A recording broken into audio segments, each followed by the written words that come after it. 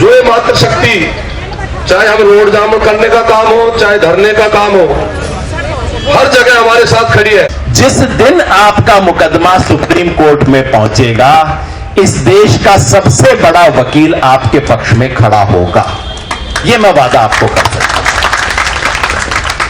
इस देश के सबसे बड़े वकील जो जज की आंख में आंख डाल के बात करने की हिम्मत करते हैं, क्योंकि हिम्मत चाहिए इस काम में, उससे होगा नहीं खाली, वो वकील आपके पक्ष में खड़ा होगा, लेकिन आपको तय करना है।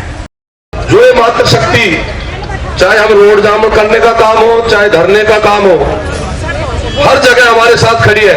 जो मुख्यमंत्री जी ने जो बात की है कि भाई 1 हफ्ते का हमें समय दो, वो उस बात को गंभीरता से लें, उस बात को लाइटली डालें। कहीं भी रेट नहीं है, 1 लाख से लेकर 5 लाख रुपए गज का रेट है। तो हमें आज की पंचायत में ये निर्णय कर, अगर हरियाणा प्रदेश में पुनः सरकार सत्तारूढ़ करनी, तो दक्षिण हरियाणा के इन किसानों की तुरंत प्रभाव से जमीन को छोड़ दे या मुआवजा बढ़ाए, वरना ये मान के चलो कि सरकार ये बना नहीं पाएंगे हरियाणा प्रदेश में। दक्षिण हरियाणा हमेशा अहम भूमिका निभाता है।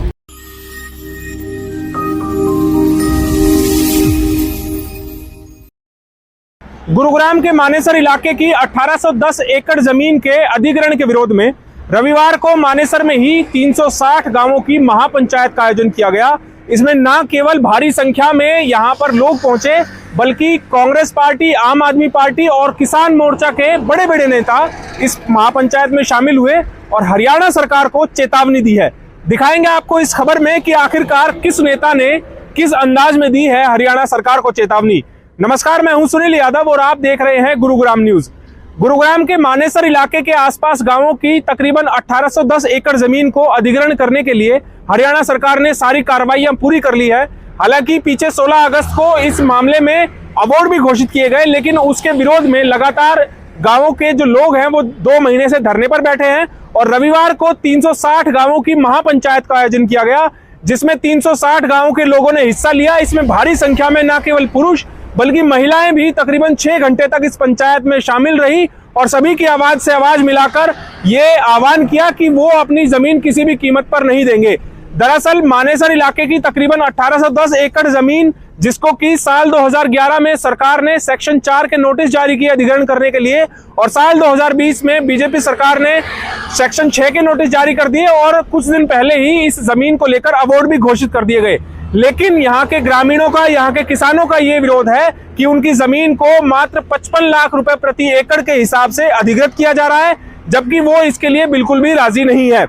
किसानों का कहना है कि जब हरियाणा सरकार कानून में संशोधन कर चुकी है कि सर्कल रेट से ज्यादा 4 गुना ज्यादा जमीन का मुआवजा दिया जाएगा किसानों को अगर किसानों की जमीन अधिग्रहित की जाती है, लेकिन गुरुग्राम में 1100 रुपए प्रति गज के हिसाब से किसानों की जमीनों का अधिग्रहण किया जा रहा है, जिसके विरोध में लगातार 2 महीने से यहाँ के किसान बैठे हुए हैं। और आज रविवार को गुरुग्राम के मानेसर में 360 गांवों की हुई महापंचायत को समर्थन देने के लिए कांग्रेस के राज्यसभा सांसद दीपेंद्र हुड्डा, रेवाड़ी से विधायक चिरंजीव यादव, उसके अलावा बादली से विधायक कुलदीप वत्स यहाँ पहुंचे और किसानों के सुर में सुर मिलाते हुए कहा कि विपक्ष उनकी आवाज बनेगी और अगर जरूरत पड़ी तो संसद में भी और विधानसभा में भी, हरियाणा विधानसभा में भी किसानों की आवाज उठाई जाएगी।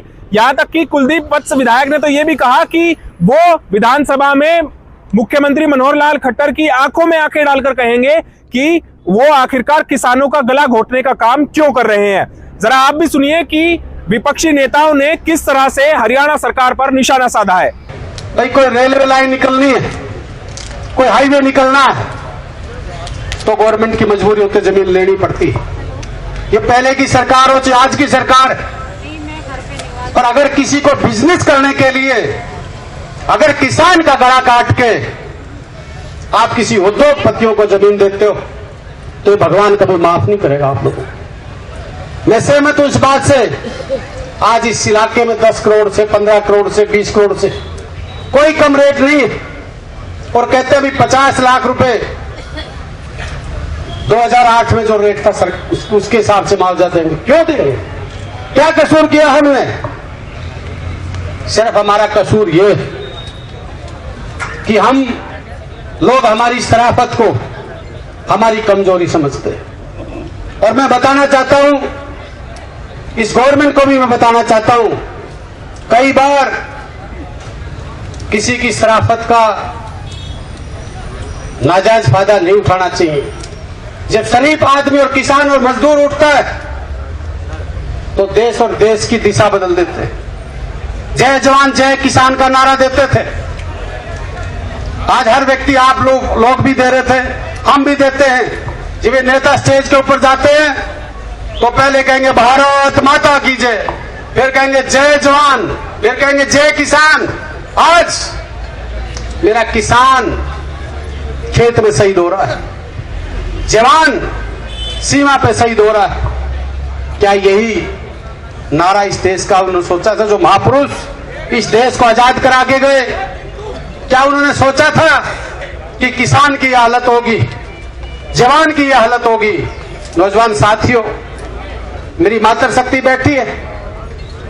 ये जो 1810 एकड़ जमीन है, मैं माननीय मनोहर लाल खट्टर जी को कहना चाहता हूं, और भाई जैसे भाई साहब कह रहे थे योगेंद्र जी कि आंख में आंख डाल के भाई जज से बात कर सकते हैं। आपका बेटा और आपका भाई ये वादा करता है मनोहर लाल खट्टर जी की आंख में आंख डाल के ये पूछूंगा कि 1810 एकड़ जमीन 50 लाख में मेरे को दिला दे, तू 2 करोड़ में दिला दे, 3 करोड़ में दिला दे, 4 करोड़ में दिला दे, किसान को मरने नहीं देंगे।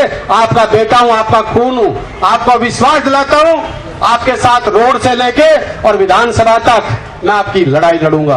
ये किसी के भ्रम और वहम हो, आपने चिंता करने की जरूरत नहीं है। आज पंचायत का हमने समर्थन किया है। मुख्यमंत्री जी ने 1 हफ्ते का जो समय मांगा है वो उसे 1 हफ्ते में अपनी कार्रवाई करें, राहत देने का काम करें लोगों को, और अगर आवश्यकता पड़ेगी तो हम विधानसभा और संसद तक बातें उठाएं। मैं अपनी तरफ से एक छोटा वादा कर सकता हूं कि आपका मुकदमा जिस दिन सुप्रीम कोर्ट में पहुंचने लायक हुआ, शुरू सुप्रीम कोर्ट से मत करना जी, शुरू नीचे से करना ताकि 2-3 चांस मिले। जिस दिन आपका मुकदमा सुप्रीम कोर्ट में पहुंचेगा, इस देश का सबसे बड़ा वकील आपके पक्ष में खड़ा होगा। यह मैं वादा आपको कर सकता हूं।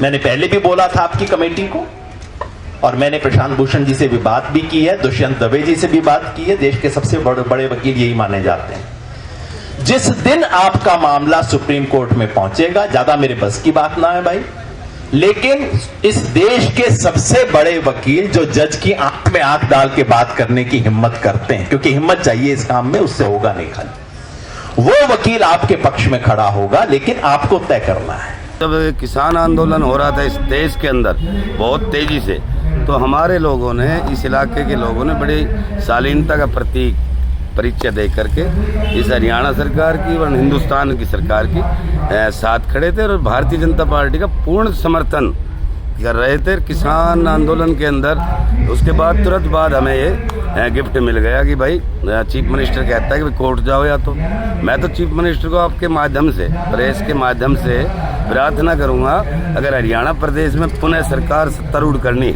तो दक्षिण हरियाणा के इन किसानों की तुरंत प्रभाव से जमीन को छोड़ दे या मुआवजा बढ़ाए, वरना ये मान के चलो कि सरकार ये बना नहीं पाएंगे हरियाणा प्रदेश में। दक्षिण हरियाणा हमेशा अहम भूमिका निभाता है।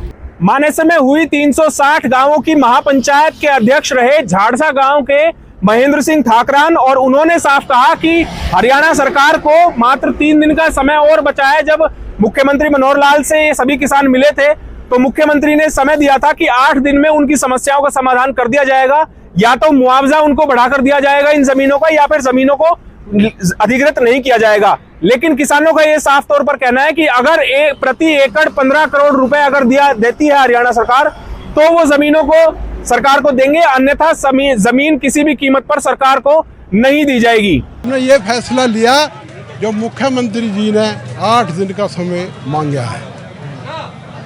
8 दिन में या तो भाई हमारी मांग मान ले, ना तो फिर हम बहुत बड़ा आंदोलन करेंगे, पूरी देशुरू पंचायत बुलाएंगे।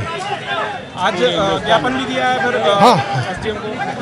हाँ क्या मांग रखते हैं? आखिरी मांग क्या है? आखिरी मांग ये है कोई जमीन कैंसिल हो या 11 करोड़ के 11 करोड़ के हिसाब से दे। दो ही मांग विज्ञापन में यही लिखा, या तो जमीन रिलीज कर दें या 11 करोड़।